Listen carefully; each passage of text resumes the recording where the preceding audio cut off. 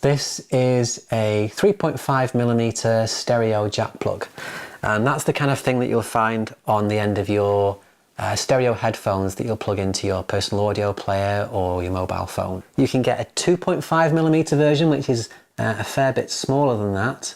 And then we have the 1/4" version, which is quite a bit bigger. But the most common type you'll come across will be the 3.5mm jack plug. But that's not the whole story. A simple basic jack plug, if you look on here, you can see that there is one single black stripe on that plug. I hope the camera has picked that up. Now, although there is one stripe, that is referred to as a 2-pole jack plug, because you have one connection point at the tip, and then there's a circuit breaker and there's a second point of contact. So that is effectively the signal and its ground, so you get one complete circuit. So that could be used for a monophonic or a single channel piece of audio, be that going in or coming out of a device. The one that we were talking about earlier, is stereo headphone one, you can see has 2 stripes, and that's a 3-pole 3.5mm stereo plug. So you have again a ground connector and then 2 separate circuits for your left and right audio.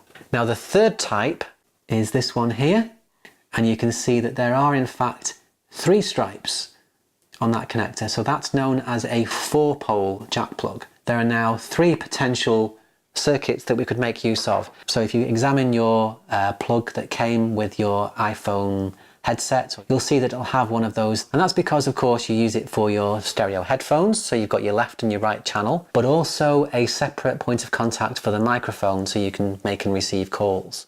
The unfortunate thing is that whilst the stereo plug has a fairly universal standard configuration that all manufacturers stick to, the 4-pole is different. The manufacturers of different devices seem to do their own thing.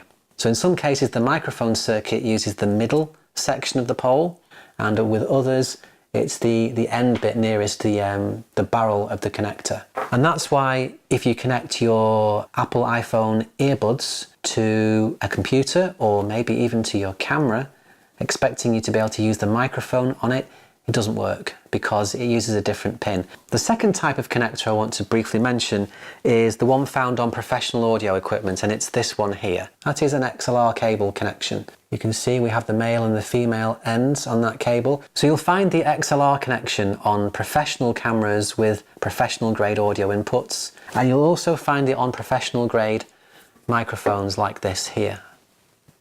Okay? A dynamic microphone is a speaker in reverse. So when you're talking in front of it, the sound waves that your voice is producing causes a diaphragm in the microphone to move, and that generates an electrical current which is then fed back to your camera and recorded as an electrical signal. Now the other type of microphone is called a condenser. They will not work at all until they receive 48 volts of phantom power to operate. However, some microphones have the ability to self-power. This Rode NTG3 actually has a compartment to take a 9-volt battery. Similarly, this Rode NTG2 shotgun microphone, that too can self-power.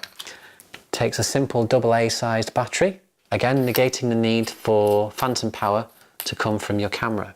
So how can you connect 2 separate microphones directly to a camera like my GH5 with its 3.5mm microphone input? Well, the input on the GH5 is stereo, so what you actually need is this 3-pole stereo jack plug, and it converts it into 2 separate left and right 2-pole jack inputs.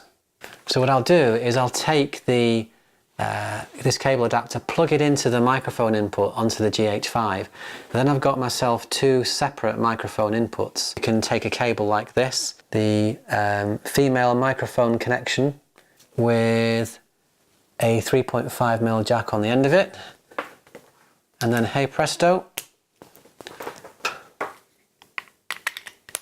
and you could do that for 2 separate microphones. What you'll probably find as you grow in capability with audio and understanding all of the different connections and what you can and can't do and connect to, is you'll end up collecting loads of different connector converters. I've carried this box around with me. With it I can connect pretty much every different type of device to another device, irrespective of the connection that it takes.